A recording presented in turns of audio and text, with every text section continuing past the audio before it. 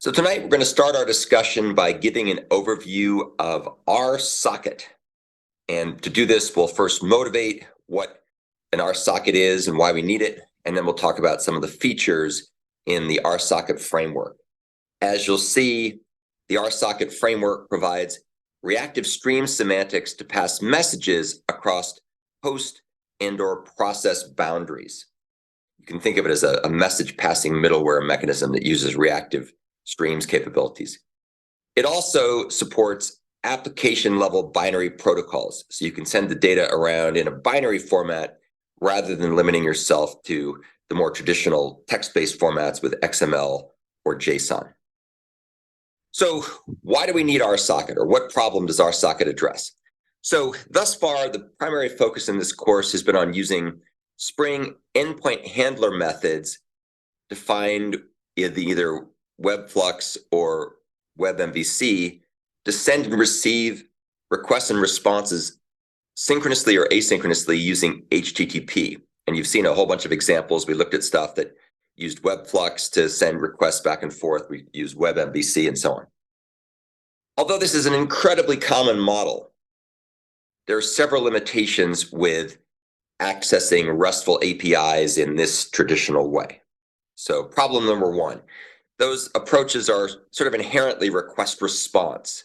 So the HTTP protocol is inherently a request response protocol where you send an invocation and you get a response back. However, it doesn't really support bidirectional communication very well, where the server can initiate on a client, or a better way to say is a requester can initiate from a responder and so on. And it doesn't support other kinds of interaction models very cleanly.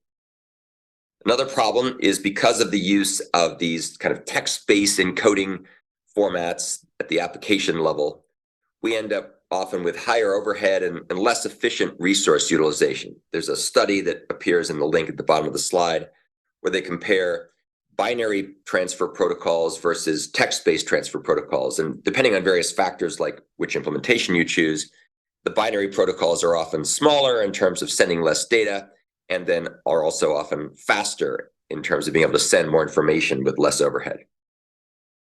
Another limitation with the request response model in traditional RESTful APIs is there's really no built-in support for resumable streams.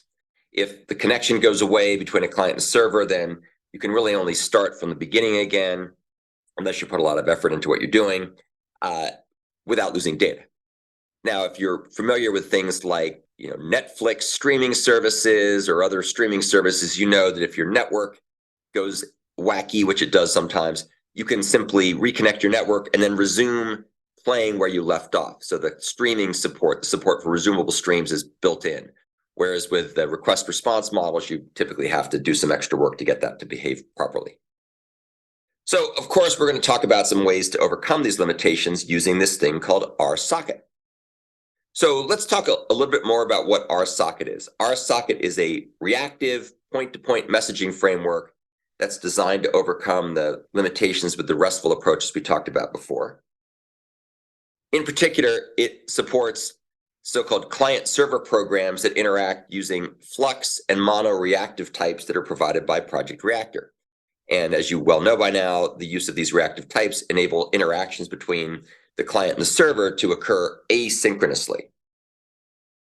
It can also be configured to use various types of application-level binary protocols, such as the concise binary object representation, or CBOR, or the Avro data serialization system. And they both have pros and cons. Avro is more explicitly typed using schemas, whereas CBOR is more dynamically typed. So there's sort of a flexibility versus efficiencies trade-off there. These approaches may be more efficient than other popular application-level protocols under the right circumstances. So, as always, your mileage may vary. For example, if you use traditional HTTP with non-binary encodings like XML or JSON, under some circumstances, you can send a lot more extra data that's slower and bigger than you might want. This is particularly true of XML, which is very verbose. JSON is a bit more economical, but still is usually larger than sending along the representative binary equivalents. Now, when we talk about message passing, it's worth thinking about what goes into a message. And in RSocket, the messages contain two items, metadata and data. And of course, those things have very specific meanings in all kinds of relevant contexts. But one good metaphor here is to think about email, where you've got metadata like who it's to, who it's from, what the subject line is, attachments you might send, and so on. That's the metadata that's often used for things like routing to get the email to the right destination. And then you've got the data, which is the email content itself. And so that's a nice way to think about this. The metadata is more about addressing and routing, and the data is actually the content. In the context of RSocket, metadata can be used to select the route of a message, and it typically does this by using an endpoint that's specified via the message mapping annotation provided by Spring. There are other ways to do this if you choose to program RSocket outside the context of the Spring environment, but we're going to be focusing here almost exclusively on Spring. So you can use various annotations to serve as metadata endpoints. The data, of course, contains the payload of the message itself. This is the actual contents. And these are typically specified using mono or flux reactive types with whatever you want to put inside them. Reference types that are kind of things like integer or string, or you can also, of course, put other things that are more interesting in there, such as subscriptions or quotes or whatever you want to do, movie recommendation rankings, and so on and so forth. So that's the end of our quick overview of RSocket. Of course, we're going to talk about a lot more stuff and give you plenty of examples as we go through this.